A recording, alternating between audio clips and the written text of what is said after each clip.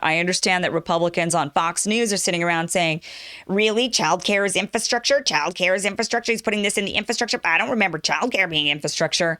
I don't care what you want to call it. It's needed. It's necessary. We have to have it. But so far, some of the things that Joe Biden has talked about is he has not talked about any foreign policy, which I know a lot of people would be critical of. Right now, Joe Biden has some things going on in foreign policy, like sending an additional 650 troops to Afghanistan. That was just recently announced. And I think he's maybe going to stay away from that tonight. Not sure if he's going to hit on any foreign policy. So right now, what he's talking about mostly is he's talking about sorry, guys, you guys can hear me now, right? We've been messing with some stuff because we got some new equipment yesterday. As you guys know, we were having a little bit of difficulty. And so in messing around with it, whenever you get something new, it always screws everything up. It's, in the chain of how tech works. So, but anyway, all I said, if you missed it, was first of all, sorry to the Rockfin people. I got you guys in late because I forgot to hit the go live button on Rockfin. I have to do an extra process to get Rockfin started, and I keep forgetting about it. So sorry about that. You didn't miss much because apparently I was on mute. And those of you who didn't hear me because I was on mute, all I said is I've been watching this Joe Biden address to Congress for the last hour, listening to him. It looks like is he finishing or what is he doing right now? I'm not sure how long he's planning on going. Oh, it looks like he's getting out of there. He's putting on his mask, so he's going to head out. Okay, I guess he's finished. So that was just a 1 hour, so luckily I didn't miss much.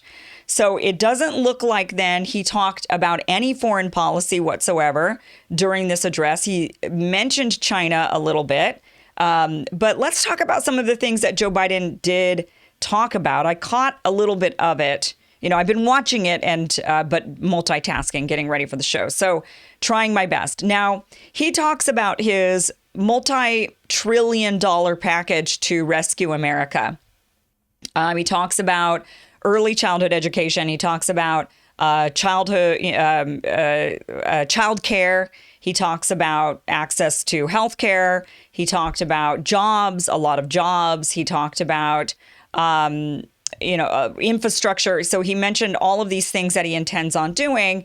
And to be honest with you, now I come from I lean more left economically, a lot more left economically. So I think it's great to spend money and invest in America. I think for too long, our country has invested money in foreign countries. We have spent gobs and gobs and gobs of money either investing by rebuilding other countries, investing in other countries by just giving them aid, or fighting wars on behalf of foreign countries. Now, I know a lot of people want to say, no, we were fighting those wars on behalf of America, but I call bull on that. When we were fighting the Taliban, are we really fighting in the best interest of America? Is that for America, or is that for the Afghani people in Afghanistan? When we're fighting in Syria, who are we fighting for? Are we really fighting for the United States? What sort of interest do I have in Syria? When we're fighting in Iraq, what was going on with that? When now we're helping Saudi Arabia with Yemen, what's the deal? We're fighting all of these wars. We're spending all this money on war. We spend gobs and gobs and gobs and gobs of money on our military budget. And for what? So it is about damn time we invest in America. And we cannot compete with the rest of the world at the rate we're going. If we continue to just chip away at our house and not invest, then pretty soon we're the ones with the crappy house on the street. You know how that goes. You've got those neighbors. Everybody sees them, right? There's that one house in the neighborhood that takes really good care of their home. They have a really nice yard. They pay a lot of attention to it. Their home is always freshly painted. They spend a lot of time and attention. And when it's up for sale, their house is worth a lot of money. And everybody also has that one house on the street where they let the lawn overgrow, or they let weeds grow over the lawn. They don't take care of the house. Some of the windows maybe are broken, and they've even put cardboard in its place because they're too lazy to get the windows fixed, or they can't afford it. The roof is leaking. The paint is chipping. Everybody has these two houses in their neighborhood. Which house do you want to be? Because if you're the old leaky, broken down house because you never invested in your house, then it's not going to be worth a whole lot. And it's an eyesore, and people don't even want to have anything to do with it. People think that, if the house looks shabby, then shabby people probably live in it. And that is what's happening to America. We have stopped investing in our own country. We've stopped investing in our own people. And that is coming back to bite us in the rear end. And it's because other countries don't have that attitude. It'd be one thing if we were doing it and so was everybody else. Okay. And then if we were saying, hey, we need to start investing in our country, and then people are like, wow, that's really excessive. I mean, nobody does that. But that's not what's going on. All of these other countries are investing in their populations. They're investing in their people, whether it be their educations or their health. They're investing in their populations. Some of them are even investing in their mental welfare, right? By ensuring that they don't have to worry about the stressors of things like going bankrupt if they lose their job, or how they're going to afford their elderly years when they're in retirement. The Scandinavian countries make it to where you don't even have to worry about that. You might not live in a luxury, high-end house, but you at least know that you're not going to suffer. You're not going to end up on the streets, or you're not going to be a burden to your family. And in this country, we just have not been investing in the American people. We are fat, sick, and dumb. And that is just the truth. Our infrastructure is crumbling. We have a country that the ideology around has been, you know what, if you want it, do it yourself. I don't need to help you. We're not a community, every man for himself. And that is not the way you build a society together. That is not the way you build a community. That's not the way you build a strong country that's going to compete against the likes of China or other nations that are growing. Germany is, that country, if you've ever been there, it's incredible. It is incredible. And guess what? We helped Germany rebuild. We invested in Germany as a country, and their country is clean. Their population is healthy. They're extremely educated. They make fantastic products, as we know. They're very precise, right? The Germans are doing great. They all look fantastic. Have you seen some Germans? They all look fantastic. They're healthy. Why? Well, they all have healthcare. They're all super smart. They all speak perfect English, perfect German, and many of them speak many other languages, and it's because they're highly educated. Well, Germany doesn't have a military. They're not going around the world spending gobs of money beating everybody up. They used to. They don't do that anymore. And we have been spending a lot of money rebuilding Germany. And so that country's doing really, really well. And they're outperforming to the point where rebuilding Germany and allowing Germany to focus only on their domestic. I mean, think about this for a second. What happened with that? So England, France, the United States, and Russia all got together and said, okay, we're going to ban Germany from having a military. And instead, Germany is going to rebuild. We'll help them rebuild, but they're not allowed to have a military. That makes sense. We all know what happens when they get a military. They start wars, world wars, in fact, right? So good thing Germany doesn't have a military. But because Germany wasn't allowed a military, and the only thing they could focus on was domestic and investing in their populations and rebuilding their country, they now have an incredibly clean, well-built country where everything works. Their infrastructure is amazing. There's no speed limit on their roads. Their cars are gorgeous, right? And their people are educated and healthy. And now, look at what Germany's been able to do. Now, they pretty much run Europe. That's what happens when you invest in your own country. And when others are helping you invest as well. It doesn't hurt to take other people's money and do it, right? So you've got a country that is now no longer needing military might to control Europe. They tried that once in World War I. They tried that twice in World War II. And now here's Germany taking over Europe financially, economically. They're owning Europe. They control it. And the reason is because they built their country, because that is the new path forward. So Germany gives us this example of what happens when you stop becoming this aggressive military nation, when you're wanting to conquer everybody, using military force and war and blowing everybody up and spending all the money on that. Germany is actually the perfect test case of what happens when you stop that and you instead start investing in your population. You can still rule the world, and Germany is rising up and taking over Europe and increasing all the time. So imagine now Germany's a small country compared to the United States. So imagine if we as the United States did that same thing. Imagine if we said, you know what, we're going to stop focusing on waging wars around the world and blowing shit up. And instead, what we're going to do is we are going to invest in our people. We're going to invest in our nation. We're going to ensure that Americans are no longer fat, lazy, dumb, and sick, right? We're going to invest in our population. We're going to start young. We're going to start with children as young as infants. And if their parents need childcare, we're going to ensure that child gets high quality care. We're going to ensure that they go through preschool and that they're smart and they can maybe even read before they even get to kindergarten.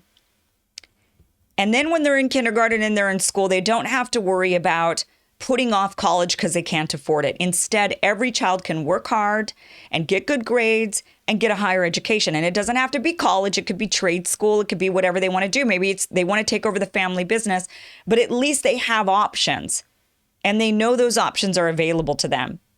And then when they're working, they don't have to worry about keeping that job in order to maintain their health care. Instead, they could think big and they could say, you know what? I want to innovate. I want to start my own company. I want to compete with something that China's doing. And I can because I don't have to worry about, but how am I going to give my sick child health care? I get health care, so I don't have to worry about that. Instead, I can risk it and I can become an innovator. I can start a company. I could create jobs. I could do all of that because I don't have to worry about how am I going to pay for the child care that maybe my company gives me as a perk or the health insurance that my company gives me as a perk. All of those were created to keep the corporations going and to stop small businesses. So imagine if we did that. And then imagine if Americans could actually go see doctors, not when they're sick, but even when they're healthy, that they instead could talk to their doctors about, hey, I want to prevent getting sick. Or, hey, you know, I've got this little tiny cold and I want to go in and I get treated right away before it turns into pneumonia. And what if Americans could go to the doctors and the doctors actually would focus on the health of that American rather than just treating them when they're sick because Big Pharma's behind all of this trying to make big money? And instead, the doctor says to the American, you know what, your waistline's getting too big. It's time to go on a diet. What if we actually lived in a society like this? And what if while you're working, you're not stressed out about, well, I'm going to have to pay for my parents because they're going into retirement. And unfortunately, the crash of 2008 and the pandemic of 2020 wiped them out financially. And so here we are as a struggling middle-class family, hoping, you know, we wish we could upgrade our house and get a bigger house and live that American dream, but we can't because we have to support our parents because that's what we have to do in this country, and otherwise our parents end up on the street. What if we didn't have to do all of that? You know, what if we instead just invested in our people and freed the American people from all that stress and said, we are the greatest country on the planet and we have the greatest population and we are the strongest, we are the healthiest, we are the smartest, and we are the most innovative. And we actually began to innovate and we actually began to compete. And instead of waging war in order to keep our competition down, instead of the fear that Russia is going to rise up and actually, you know, make friends with Europe and, you know, share their resources with Europe and, you know, replace America, instead of waging war to stop that, we would actually be able to compete on an equal stage rather than saying, well, we're just going to blow you up and keep you occupied with war so that you don't have any other things to do. You can't invest in your people. You're too busy blowing things up or preventing yourself from being blown up. And now here we are doing that same thing to China, right? We're mean mugging China. We're trying to go after China. We're trying to accuse them of all kinds of things. And we are trying to sabotage their Belt and Road Initiative by basically exporting extremism and creating conflict in all of the areas where China wants to build a port. Rather than using conflict, rather than using war, what if we could actually just compete because we actually believed we were good enough? But the fact that our government goes around and wages war makes me wonder if they do believe in us as the American people. And I don't think they do. I think they probably look at us like, kind of like what we've become because we've allowed ourselves to become that. And the reason why we've allowed ourselves to become that is because we've said, you know what? Every man for himself. And so, and indulge in fast food and quick fixes and magic pills. And you don't need college. You don't need a higher education. Just do a YouTube show, right? Be a gamer, whatever it is. You know, these fantasies that we put into young people's minds, these fantasies that we, just the quick fixes, get rich quick scheme. We've just become that country, and we have for a long time. This isn't something that's just happened overnight. This is something that's been really kind of a downward trajectory since maybe the 70s or 80s, maybe even earlier than that. But that failure to invest in America, I think, has really, truly, rooster's coming home to roost. And it is coming faster than we think. And we might not notice it as much right now, but the next generation is certainly going to notice it quite a bit. The young people of today, the people who are 5 years old right now, when they are in their 30s and 40s, they're going to be looking at us and our generation and wondering why we failed them. Because we failed to invest in them. Because we said, nah, I don't want to pay for it. I don't want to pay for that. But let's go ahead and go and bomb some Yemenis. That makes sense. Let's go bomb some Iraqis. Let's spend money on that. But I don't want to spend money on my own children. Or at least not your children. I don't want to spend my money on your children. Even though my children have to live around your children. And if your children are sick, they're going to get my children sick. And if your children are dumb, they're going to drag my children down. And if your children are sick or lazy, then my child might be so lazy and they don't have to compete as much. I mean, this kind of idea that we don't have to compete, you know, that we don't have to help each other, creates an environment of a lack of competition, and that creates laziness by default. And then we cannot actually compete on the world stage. So I think we're kind of screwed if we don't change something and change something dramatically.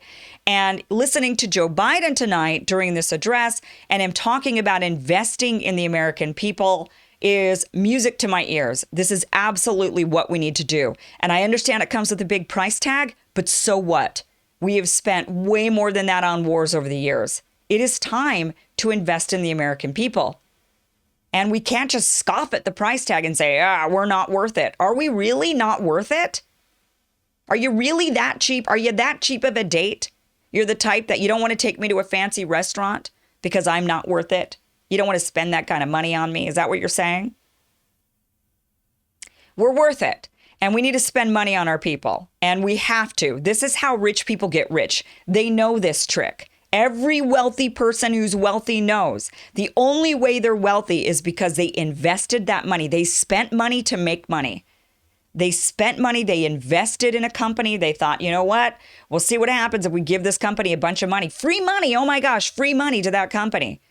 You see all of those venture firms giving out free money to those startups. Is that anti-American to do? Is that a handout?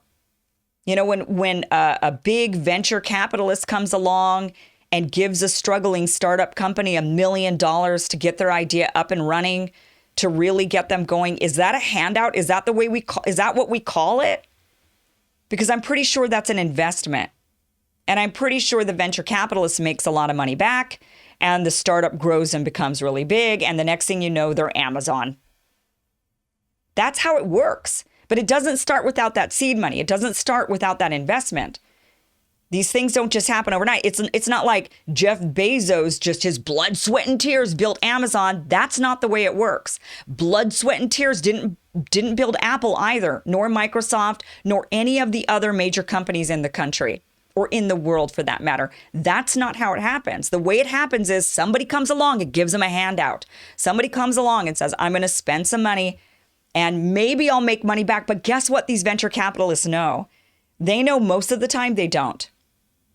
They give 10 companies $1 million each, knowing only one of them will give them a return on that investment. But their hope is that one gives them way more than what those other 9 could have given them. So they say, okay, I give 10 million away to 10 different companies.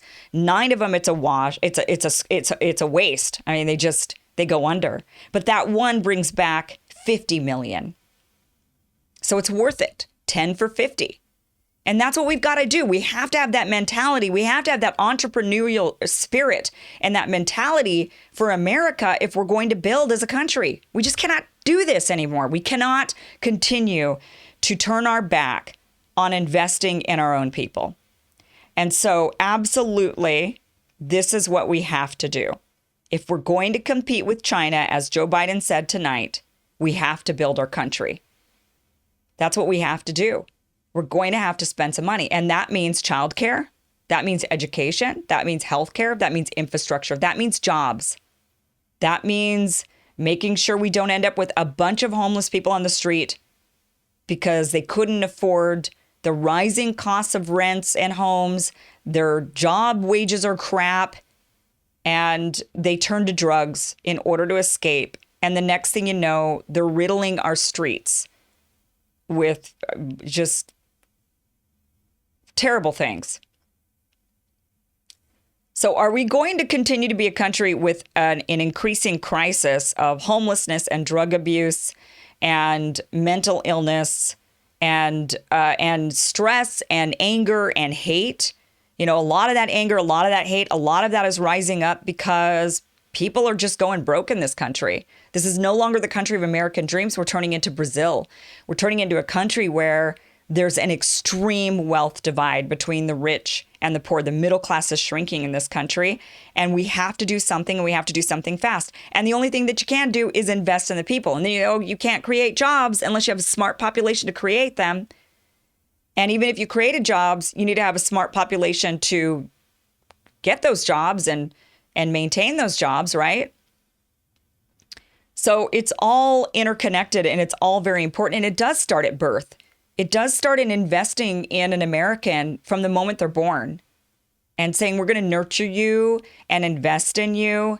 And then when you hit adulthood, we're hoping there's going to be a return on that investment. And maybe there won't be 9 times out of 10. Maybe there won't be 9 times out of 10. But I think it'll be better than that. I think the stats will be a lot better than a venture capitalist stats. I think because even if that person doesn't return by creating a big multi-million-dollar company that brings in tons of money and increases the U.S.'s GDP, even if it's not that, that person will build a strong family with a strong foundation, with children with good self-esteem, because they themselves were given all of those opportunities as well.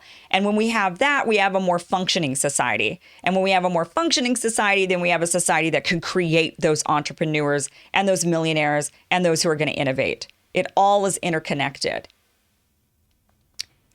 So, yeah, we have to do it. And Joe Biden's talking about corporate America paying their fair share. Yes, corporate America needs to pay their fair share. They benefit from the infrastructure of being in the United States. They benefit from being in the United States and being able to recruit talent from around the world because talent from around the world wants to live in places like California. So it is important, that we create an environment, create a country that people want to live in. That's why infrastructure is so important. Keep people here. Keep bringing people in that want to be here. And it's important that we invest in the people so that corporations don't want to leave. They can hire talent here.